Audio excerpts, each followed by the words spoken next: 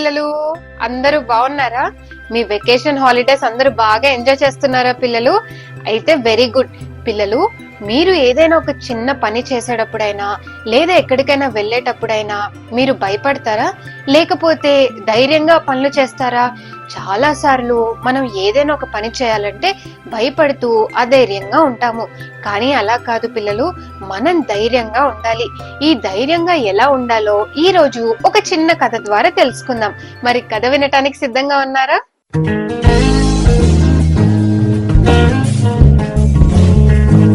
పిల్లలు, చాలా కాలం క్రితం అనగా యేసుక్రీస్తు పుట్టక ముందు ఒక ఊరిలో ముగ్గురు పిల్లలు ఉన్నారు. వారి పేర్లే షద్రక్, మేషక్, అబేద్నెగోలు. అయితే వీళ్ళు ముగ్గురు దేవుని సన్నిధిలో ఎల్లప్పుడూ ప్రార్థన చేసుకుంటూ ఎంతో చక్కగా ఉండేవారు. అయితే వారు ఉంటున్న ఊరిలోనే ఒక రాజుగారు ఉన్నారు. అయితే ఆ రాజు ఏం చేశాడంటే అక్కడున్న ప్రజలందరికీ ఒక విగ్రహాన్ని తయారు చేసి ఈ రోజు నుండి ప్రతి ఒక్కరూ ఈ విగ్రహానికే మొక్కాలి, ఒకవేళ గనక వారు మొక్కకపోతే వారిని అగ్నిగుండంలో పడేస్తానని ఒక ఆజ్ఞని ఇచ్చారు. వీళ్ళు ఆ విగ్రహానికి అస్సలు మొక్కము అని చెప్పారు. దాంతో అక్కడున్న వాళ్ళందరికీ చాలా కోపం వచ్చింది. వాళ్ళు వెళ్లి రాజుతో వీళ్ళ ముగ్గురు ఈ యొక్క విగ్రహానికి మొక్కనని చెప్తున్నారు అని రాజుకి చెప్పగా, వెంటనే రాజు ఆజ్ఞ అతిక్రమించినందున వాళ్ళ ముగ్గురిని అగ్నిగుండంలో పడేయండి అని ఒక ఆజ్ఞని ఇచ్చారు. అంతేకాదు, రాజు చాలా కోపంతో కూడా ఉన్నాడు పిల్లలు. ఆ ముగ్గురిని అగ్నిగుండంలో పడేసి దూరం నుండి రాజు అంతే గమనిస్తా ఉన్నాడు. అయితే రాజు కొద్దిగా దగ్గరికి వచ్చి చూడగా అందులో ముగ్గురు కాకుండా నలుగురు కనిపిస్తున్నారు. అయితే రాజు ఈ విధంగా అనుకున్నాడు, ఇది దేవదూత అనుకుంటాను అని.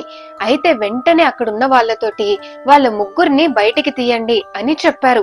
దాంతో వాళ్ళ ముగ్గురిని బయటికి తీయగానే అక్కడ ఒక పెద్ద గుంపులాగా అందరూ చేరి వారిని పరిశీలించగా ఒక్క తల వెంట్రుక కూడా కాలలేదు, కనీసం అగ్ని వాసన కూడా వారి దగ్గరికి రావట్లేదు. ఇక వాళ్ళ ముగ్గురిని చూసి ఆ రోజే అనేక మంది నిజమైన దేవుడు ఎవరో తెలుసుకున్నారు.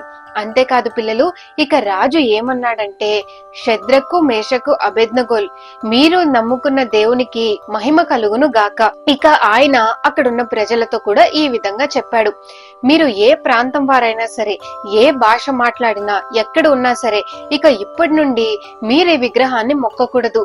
వీళ్ళ దేవుడే ఇప్పటి నుండి మన దేవుడు కూడా. ఎందుకంటే ఈ దేవుడు రక్షించినట్లుగా మరి ఏ దేవుడు రక్షించలేడు. వీళ్ళ ముగ్గురు ఆ దేవుని కొరకు వాళ్ళ శరీరాల్ని కూడా అప్పగించారు కనుక ఇప్పటి నుంచి వీళ్ళ దేవుడే నిజమైన దేవుడు అని రాజుగారు ఒక ఆజ్ఞని ఇచ్చేశారు. చూసారా పిల్లలు, ఆ ముగ్గురు దేవుని పట్ల ఎంతో నమ్మకంగా ఉన్నారు.